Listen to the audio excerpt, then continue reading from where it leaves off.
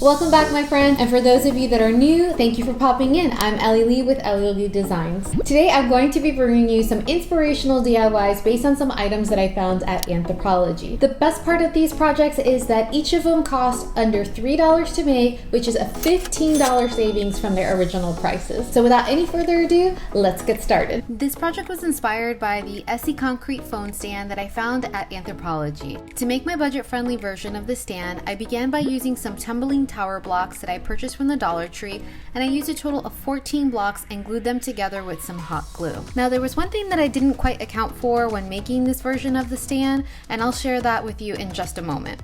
Once I glued the blocks together, I painted them with my white Behr chalk paint, and I ended up giving it 2 coats of white chalk paint. To finish off this piece, I used my Waverly chalk paint in the color Mineral to give it a more weathered or distressed look. I use the same techniques in episode 3 of my Easy Dollar Tree DIY videos, and I'll be sure to link that above and in the description box below in case you missed it. The one thing that I didn't take into account when creating this piece was that the original version was made of concrete, so being heavier, its small size could properly distribute the weight of the cell phone. You can see here that when I stand my cell phone upright, it tilts slightly back, so I would recommend adding a layer or 2 of the Tumbling tower blocks just to make it more secure. Aside from also being able to lay the cell phone on its side perfectly, you can also use a holder as a business card or name card holder, a holder for your squeegee, a pen or pencil holder, and well, you get the picture.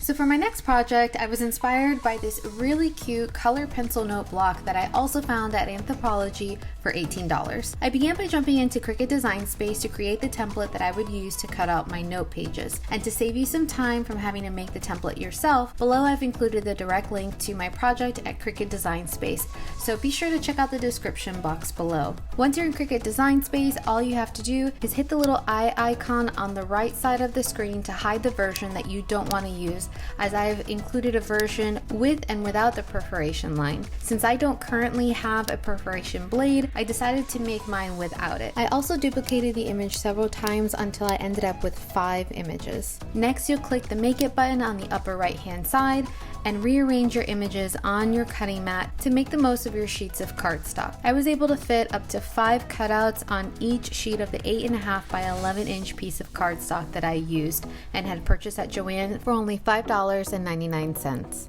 Next, I hit continue and selected the medium cardstock for my material. I used the default pressure setting and then was prompted to place my fine point blade in my machine if it wasn't already there. To make sure my cutouts all fit on the page, I lined up the cardstock on my mat in the same way it was displayed in Cricut Design Space, leaving just a small portion at the top with no cardstock. If you feel you're getting value from this video, please show me some love by hitting that like button below and leaving a comment. I truly value your feedback, and this helps me bring you the content you want to see and value most. Now, for those of you that do have a perforation blade, you will go through the same steps, except you will be prompted to install the perforation blade first, then the fine point blade. And as always, make sure that you're peeling your cutting mat away from your material so that you don't bend or damage the material that you're using. To remove the smaller cutout pieces from your cutting mat, you can use the Cricut scraper tool. This came with my Cricut bundle, but can also be purchased separately. I'll be sure to leave the links below so that you can look at that as well. I used a total of 25 sheets of the white 8.5 by 11 inch cardstock and 1 scrap piece of a tan cardstock that I had left over from another project to use for the bottom part of my note block. If you aren't already part of my YouTube family, consider subscribing below and turning on that notification bell so you don't miss any of my weekly videos. Now, if you can get your perforation blade, I would definitely recommend it because it'll keep the top portions of the page intact as you use them, keeping the colored pencils in place. But if you can't get one for now, no worries, just refill occasionally and you'll be good to go.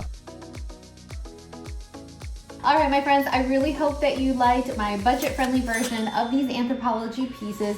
And don't forget that I've linked below the template that I created to make the note block, as well as the other items that were used in this tutorial. If you plan on doing any of these projects, please tag me in my social media. I'd love to see what you did with your version. And before you go, make sure to take a look at these videos that you may also be interested in. And until the next time, bye.